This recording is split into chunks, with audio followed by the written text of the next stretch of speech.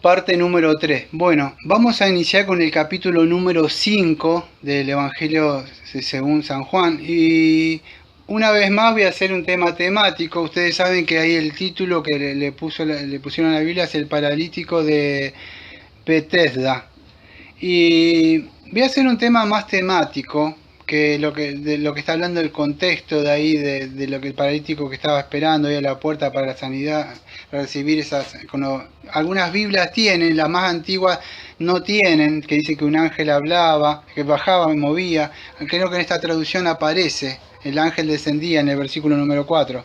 Pero en la traducción en texto receta más antiguo no aparece. No voy a hablar todo más exegético así. Pero bueno, voy a hablar de un tema que es muy relevante en el día de hoy. Y en este último audio le decidí poner Jesucristo o Jesús vino a sanar o vino a salvar. ¿Por qué digo esto? Porque vivimos en una época donde muchos distorsionan la palabra de Dios, hay muchos maestros de la fe, del movimiento de fe, de sanidad, de milagro, de campaña, venir a recibir tu sanidad, tu milagro. Yo me acuerdo cuando entré por primera vez no le voy a decir iglesia, en esos lugares, entré yo dijo, esto lo primero que dije, esto es programación neurolingüística, dije yo. ¿Por qué? Porque yo veía que era lo que vos confesabas con tu boca, podías lograr sanar lo que es psicosomático en tu cuerpo. La enfermedad es un síntoma solamente de la mente y cosas así. Pero no es así. Jesucristo, vemos que cuando hablamos de Jesucristo, Jesucristo vino a morir por nuestros pecados. Ahora en el Antiguo Testamento, antes de hablar de esto, estoy hablando de la sanidad, incluso, acuérdense, estoy tocando el tema de este paralítico que estaba ahí. Jesucristo en el Antiguo Testamento, ustedes cuando ven la salvación que aparecía de diferentes formas de liberación, la liberación de los enemigos, aparecía liberación de la enfermedad, en el Salmo 103, versículo 3, yo noté algunos, Salmo 103, el Salmo 103 dice así: bendice alma mía al Señor, bendiga mi ser todo tu santo nombre, bendice alma mía al Señor y no olvides ninguno de tus beneficios.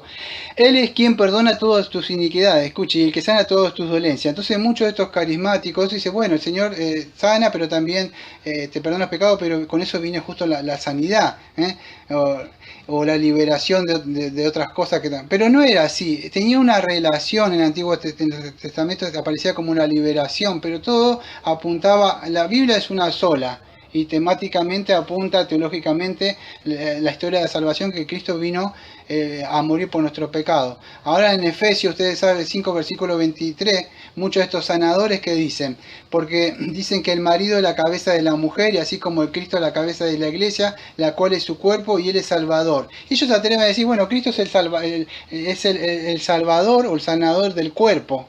Pero amados, si ustedes leen el libro de Efesios, no dice eso. Cristo está hablando del cuerpo, pero el cuerpo en sentido, por supuesto, cualquiera sabemos nosotros que el cuerpo habla del cuerpo de la iglesia, no del cuerpo, como que ellos dicen, el Salvador. No sé si lo han escuchado, pero yo estuve mucho tiempo, incluso interactuando con ellos, y ellos llegan a creer semejantes herejías como eso, relacionan el cuerpo de la iglesia como el cuerpo común. Y no es así, porque después si ustedes leen el contexto, ¿qué dice? Que Cristo se entregó a sí mismo para santificarla, y bueno, y todo eso habla, pero no habla de la sanidad. Ahora, lo más grave que a mí me llama toda la atención esto, es porque, yo no sé por qué le digo, porque estoy leyendo este texto y yo podía hablar, bueno, el paralítico que el Señor lo sanó, pero muchos de ellos agarran esos textos, por años lo he escuchado, para llamar a sanidades y milagros. Mira como el paralítico tira tu cosa porque no tiene fe, y lo podría emular a ellos o imitarlos.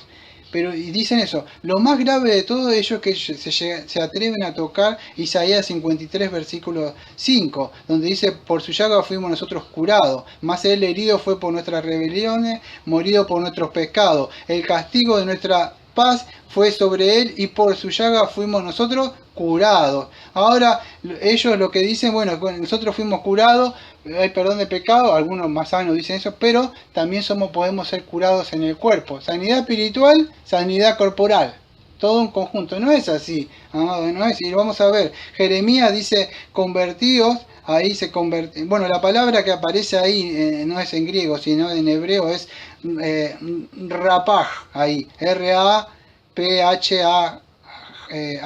rapá, pero tiene que ver más con la salud espiritual que la salud física. Ahora cualquier persona o hermano o hermanita que se haya iniciado en la fe y haya leído alguna vez Isaías 53 se va a dar cuenta que Jesucristo viene a cargar nuestros pecados, a llevar todas nuestras iniquidades, toda nuestra maldad, a ser nuestro representante, nuestra cabeza federal. No está hablando de una sanidad. Ellos se atreven a decir que, como dice esa palabra, dice ahí, somos curados, pero está hablando de la salud espiritual. Ahora Jeremías dice, convertíos, hijo rebelde, y sanaré vuestras rebeliones. La misma palabra de rapá. Entonces sanaré, fíjese, habla de sanar las rebeliones, en el sentido espiritual. El hombre está enfermo, el hombre está muerto en delito y pecado, podríamos decir más que enfermo. Entonces el Señor es el que sana, el que cura en el sentido ese. Isaías, por supuesto, es muy claro lo que está diciendo ahí. Habla de una sanidad espiritual más que corporal. Y Cristo fue herido por nuestras rebeliones, morido por nuestros pecados. No está hablando de un cuerpo que Él llevó para que vos puedas reclamar por fe sanidad espiritual. No es así. Muchas personas han roto sus anteojos, no ven nada, no fueron a los hospitales. Si no crees porque no tenés fe. Ahora yo no entiendo eso porque si Cristo murió también y te da fe. Entonces, ¿qué significa? No entiendo eso. Es incoherente para mí. Ahora, más claro lo hace Pedro. En 1 de Pedro 2, 24, 25, el apóstol lo entiende muy bien eso.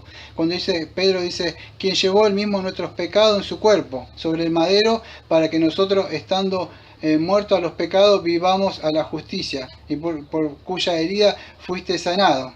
Porque nosotros éramos ovejas que estábamos descarriados, pero ahora he vuelto al pastor y obispo de vuestras almas. Pedro lo explica bien, que nuestros pecados en su cuerpo, o sea, habla de qué, Pedro, de qué está hablando, incluso Isaías, de qué está hablando, de enfermedades, sanidades corporales, no, está hablando de nuestras almas, eso es lo que hizo Cristo. No, yo generalmente no me atrevo a ser tan contundente y tan dogmático a veces en ciertas áreas, pero en este caso es necesario que contendamos ardientemente por la fe. No me gusta ser apologista, pero esos de verdad, perdón que lo diga desde el púlpito, porque no lo digo nunca, pero de verdad no son, incluso no han nacido de nuevo, no pueden tocar la obra expiatoria que hizo Cristo en la cruz y atreverse a decir que venía, incluso cobrar por eso. Entonces uno no puede callarse y decir, bueno, porque no los amás, dejalo, Dios los va a juzgar, no juzgués vos. No es eso. Nosotros debemos anunciar y tocar trompeta. No le crean a esas personas. Cristo no vino a hacer eso. Isaías 53, 1 de Pedro, está hablando en el sentido del asunto del alma, más que del cuerpo. La palabra sanado, que habla incluso Pedro ahí por sus heridas, que nosotros fuimos sanados, expresa o significa, tiene la idea de perdonado, fuimos perdonados, sanados. Ese tiene el significado figurado, el perdón de los pecados, fuimos sanados, fuimos perdonados por Cristo. Cristo cargó nuestros pecados, Cristo cargó nuestras dolencias. Pero dice dolencia, sí, dolencia, ¿te duele tu pecado? Bueno, eso cargó Cristo.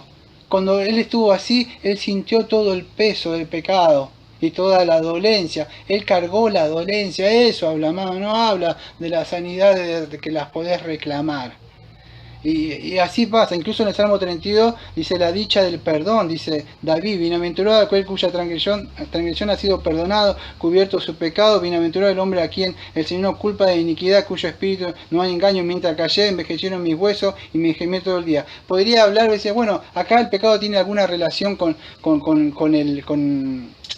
la enfermedad, a veces sí, a veces no.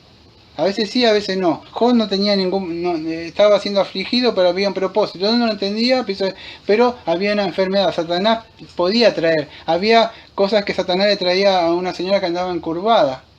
A veces sí, a veces no. A veces Dios mismo los disciplinaba a las personas. Entonces, pero no podemos decir, incluso creo más adelante en Juan 9 voy a decir, cuando van los discípulos, dicen, Señor, ¿quién pecó? ¿Este es su familia? Para que nazca así. Ninguno, dijo Cristo. ¿Cómo? No, es para que la gloria de Dios se manifieste. Es un tema para hablar después. Pero no significa que cuando te digan, no, estás así porque tenés la maldición. No es así.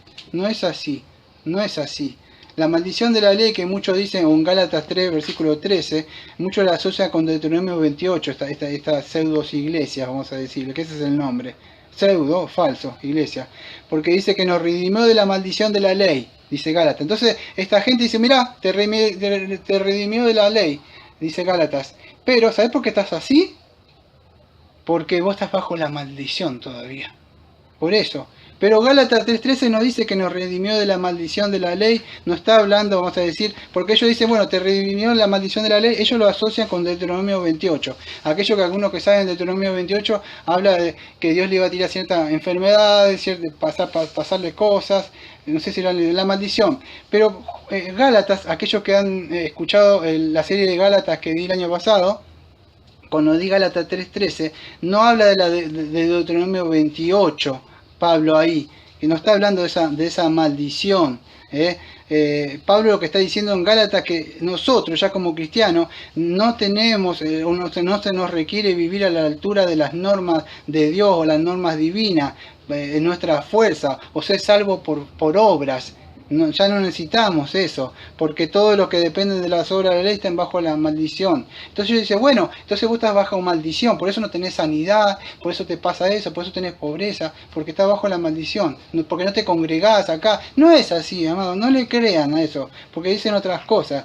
Porque Pablo lo que está hablando, dice, porque todo lo que depende de las obras de la ley está bajo maldición, maldito todo que no permanece en todas estas cosas escritas en el libro de la ley, en Gálatas 3:10. Pero Pablo se está refiriendo a la maldición, o sea, del hombre moral, la incapacidad para guardar las demandas de la ley, los 10 mandamientos, o sea, no la maldición física. Por eso tenés una maldición física y vos tenés eso porque no venís acá.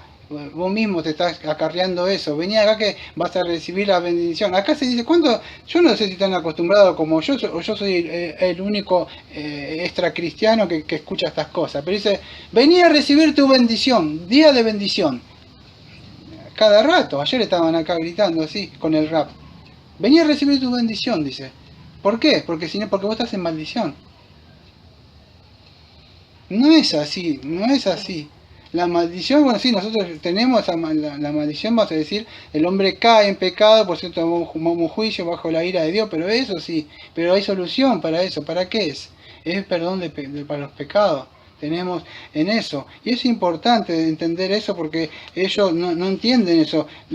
Vuelven a pisotear la expiación que hizo Cristo en la cruz, y eso no es así. Ahora Cristo, todas las cosas que tenía que Él vino a hacer, por supuesto, estaba acompañado, como vimos en el segundo audio, o sea, tenía milagro y sanidad acompañando el mensaje, pero eso, el mensaje de ellos es otra cosa, no es, si ellos dijeran, bueno, Cristo viene a perdonar el pecado, y yo no creo que tampoco harían eso, pero después vinieran esas sanidades, pero no es así. El mensaje está, ni siquiera está el mensaje para decir. Ahora, quiero que entienda algo, amado. Nosotros aunque fuimos libertados, vamos a decir, o somos justificados, incluso hemos sido justificados, pero ¿qué sucede? Todavía nosotros estamos padeciendo en este cuerpo. ¿Qué significa? Aunque tenemos la primicia del Espíritu nosotros, seguimos gemiendo dentro de nosotros, incluso el pecado, esperando la adopción, la redención de nuestros cuerpos. Esperamos ahora con paciencia, dice la palabra. ¿Por qué? Porque en este cuerpo todavía gemimos, nos enfermamos. El año pasado estaba con una gripe yo y una enfermedad así que no podía más. ¿Y cómo voy a decir? O cuando me decía a mí, dice, no, vos no tenés la bendición, por eso está acá. No se trata de eso. La Biblia, amado, está llena, la Biblia está repleta de hombres que vivieron una vida piadosa y a pesar de eso sufrieron enfermedades, dolores. Job es un hombre de eso, que era un gran hombre, pero a pesar de eso el Señor le permitió que el enemigo lo tocara, que su mujer lo afligiera, que sus supuestos super amigos vinieran a decirle, ¿cómo? ¿Eso por qué? Vos no eras el justo, vos esto, aquello, Dios no está contigo. ¿Ves cómo aflige la enfermedad? Y a Job lo decía. Pero acuérdense cómo terminó el libro de Job. Si Job no hubiera orado por ellos, esos pobres tres, no sé dónde estarían. Entonces, hay hombres piadosos como Pablo, que a pesar de eso, a causa de la enfermedad del cuerpo, anunció el Evangelio. Pablo mismo dice ahí en Gálatas 4:13 que a causa del Evangelio estaba enfermo, pero a pesar de eso anunciaba el Evangelio. ¿Cómo es posible? ¿Por qué no declaró sanidad sobre su cuerpo Pablo? así hace sobre los ojos. Timoteo, que era el hijo de la fe también, que él también, que Pablo le dice que le da unos consejos prácticos, que no beba agua, sino un poquito de un vino, del vino de ahí, que no vamos a entrar en eso, en qué era eso, por cuestiones del tiempo. Pero había muchos hombres piadosos. Eliseo, otro también, que debe recibir una porción espiritual, él muere aquejado por una enfermedad, en 2 de Reyes 13, versículo 14, y otros textos. Y así tenemos a Trófimo, que dejó enfermo en Mileto, 2 Timoteo 4:2, Epafrodito cayó enfermo, y otras clases de enfermos que estuvieron.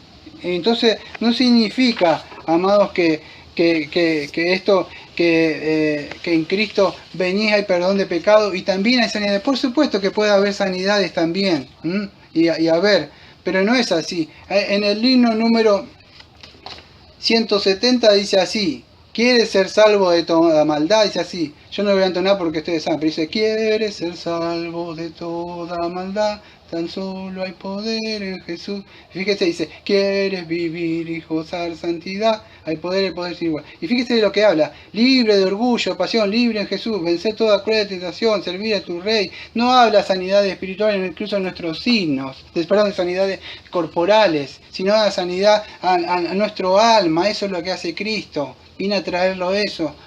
Entonces es importante que entendamos todas estas cosas, Así que no me da tiempo de explicar sobre este hombre del ciego, pero cuando él le dice: quiere ser sano, que ahí en Juan 5:6, teleje juji genestai, que no me da tiempo de explicarlo, le habla de una palabra: si quiere ser sano completamente. Lástima que no me da tiempo de explicar la palabra en el griego. Corporalmente y espiritualmente era la idea.